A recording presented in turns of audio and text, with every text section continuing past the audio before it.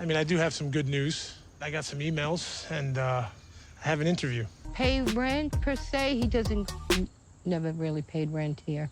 When do you think can we get our own home, our own house? Well, I'm hoping, you know, if everything goes normal and everything goes right, maybe a year and a half, 2 years. Oh, it's going to take that long? If you could just help Gregory keep his room tidy. I feel like I'm a kid. 2 weeks. If you don't get that job, I'm done. 2 weeks? Mommy! Mommy! Where's my mommy? Awesome!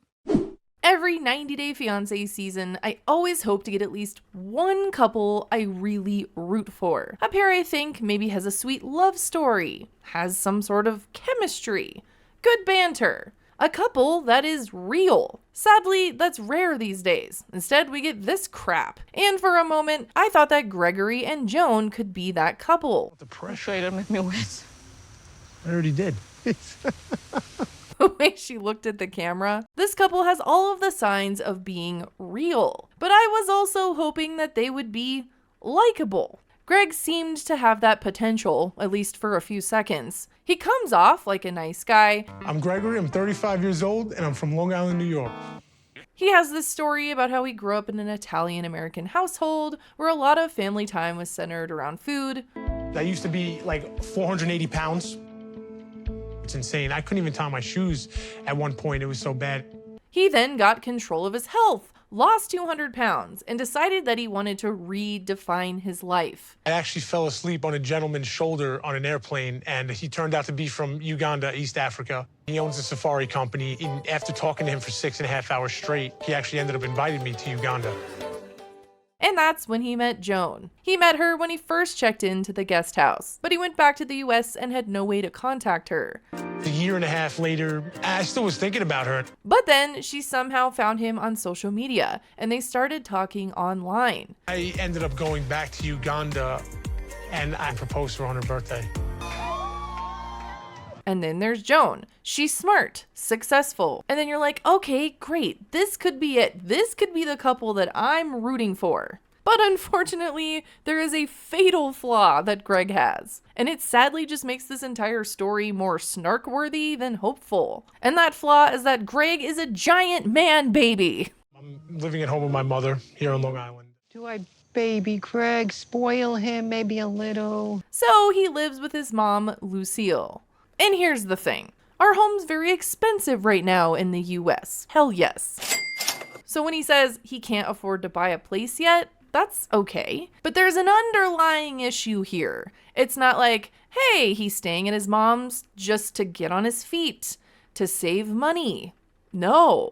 He's there because he doesn't want to leave. His mom does absolutely everything for him. Have a nice meal cooked for him, and I'm doing my laundry. I'll go in his room and scoop everything up that's dirty. I'll have to clean the bathroom upstairs, straighten out his room when he leaves the room, put out the garbage. And the guy is 35 years old. So maybe you would think, hey, this is the time for him to grow up. He does have a whole fiancé on her way to be with him. He does at least seem to acknowledge that he knows he needs to grow up, but he doesn't do much at all to change it. If anything, he seems to just expect Joan to adapt to living how he lives, with his mom. And his mom has conditions for them living in her house. Would you consider separate rooms?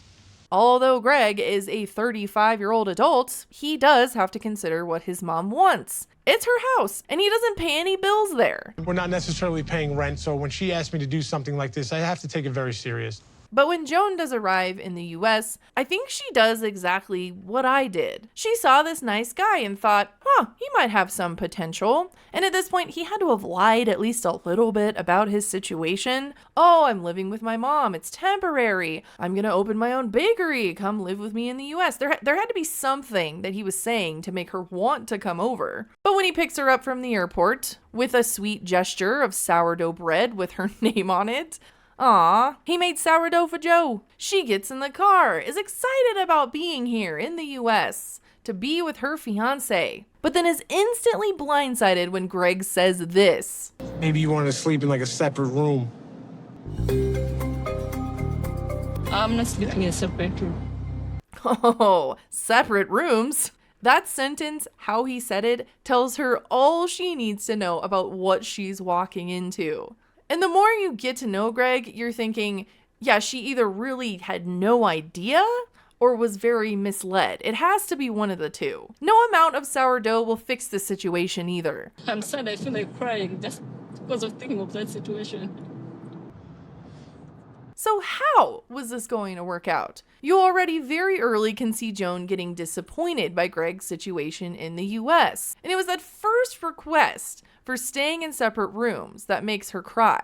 Which the compromise is now they have to leave the door open. We can make the compromise leaving the door open. All right. But he's 35. Also, you would think that this woman would be thrilled that her 35-year-old toddler has a fiancé. You want him to grow up, right? And you can see Joan really realizing that this guy does not have his shit together. After their first night together, with Greg's mom not far away. Hi, Greg. Lucille talks about things like Joan's multiple showers a day. Here goes my water bill. I'll have to put a little timer on there, you know. Everything went sky high here. Which she says she takes that many showers because she's used to that in Uganda. But that's when you see Joan like putting together in her head that, oh, Greg doesn't even really understand or worry about things like bills.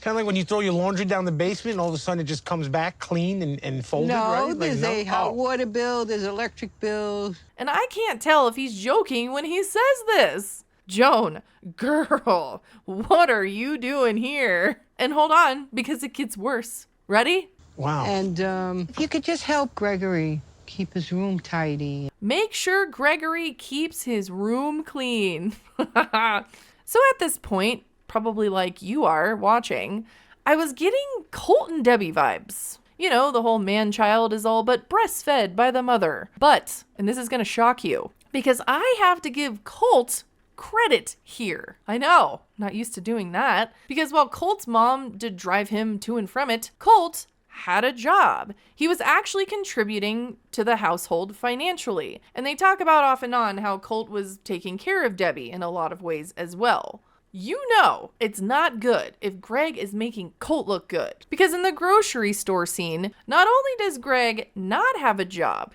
he's turning down job offers. Plan for the future. You know, I declined that state job. You did? So a week before Joan got here, Greg was supposedly offered a state job. And this could have at least gotten him on the path of moving out. But instead, Greg says that he wanted to be able to spend time with Joan when she got here. At least that's his excuse. And I decided not to take it.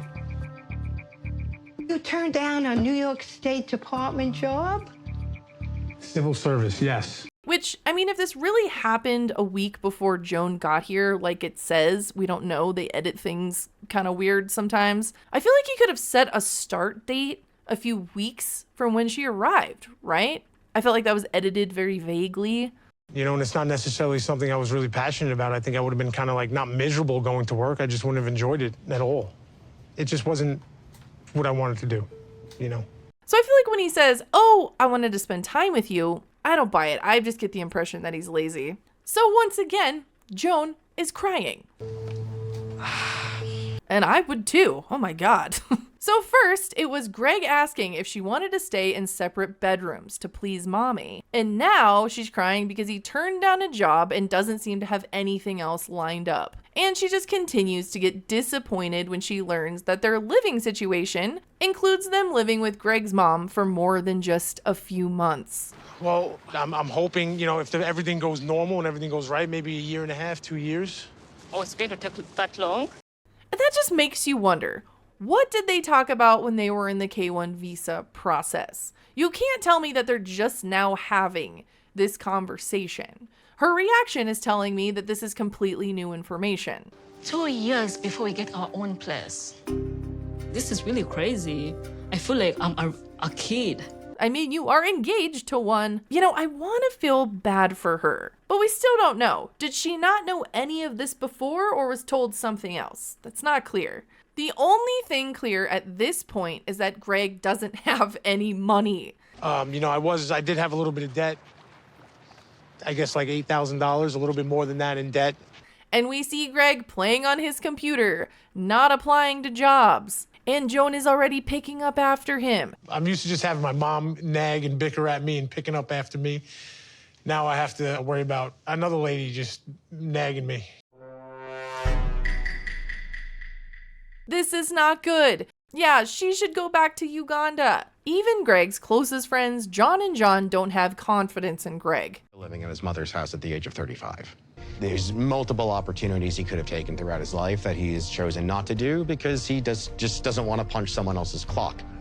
It is never good when the childhood friends bring up valid reasons why this probably won't work out. Even now, Joan's family is realizing that Greg doesn't have much, if anything, to provide for Joan. If Greg doesn't want to pay the dowry, he's going to be disrespecting my family and also my father's last wishes. So all this time, Joan has shown signs of being disappointed, annoyed even, but it's taken her a few episodes to really start putting her foot down when it comes to Greg. So when Greg's mom leaves the house one day, which apparently she doesn't do too often, Greg and Joan take this as an opportunity to sneak upstairs and finally be intimate with no mommy around.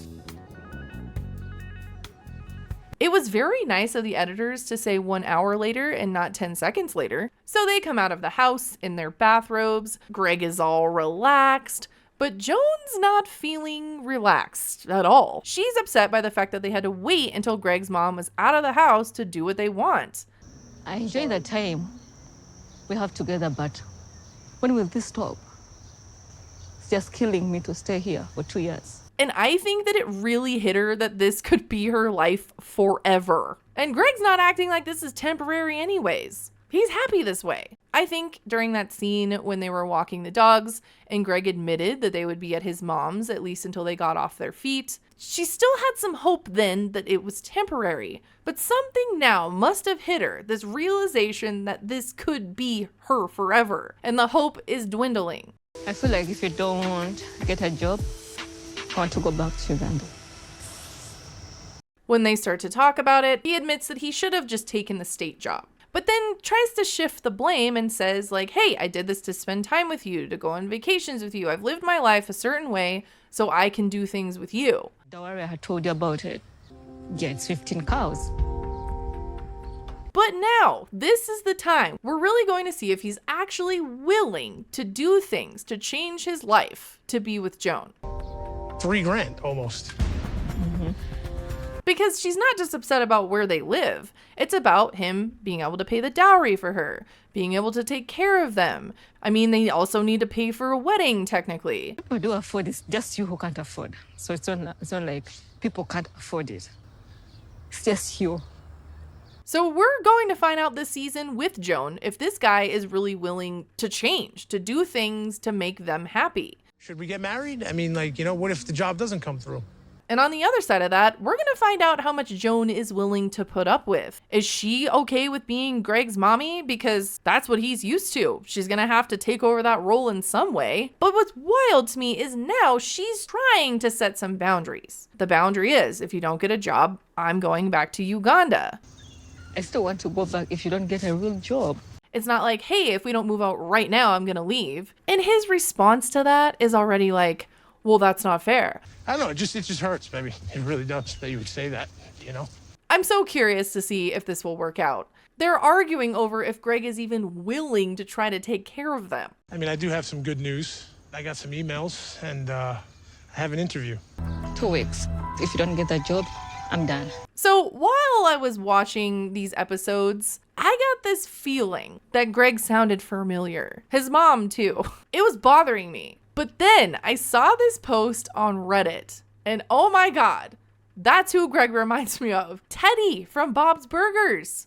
I'm not really much of a cook. I don't spend a lot of time in the kitchen, as you probably know. And his mom reminds me of Linda, especially with the red lipstick. It's Linda. So, do we think this couple will make it? The fact that I even had to say that this guy is worse than Colt makes me think that they won't. But I will say that Joan and Greg seem to love each other. That seems to be real. And I feel like the whole 35-year-old guy living with his mom, he has to completely change to make this work. He can't have two mommies. Like, come on. So this whole thing working, I think, really depends on Greg and if he truly doesn't grow up. And if he doesn't, if he chooses not to, he won't be sneaking around with Joan anymore. He's going to be back to spanking Doe alone at his mom's house again. Make sure to follow me on Instagram if you haven't already. And also, this is my QR code to my Snapchat. Make sure to follow my public profile. I will be posting often on there. Anyways, thanks for watching. Bye!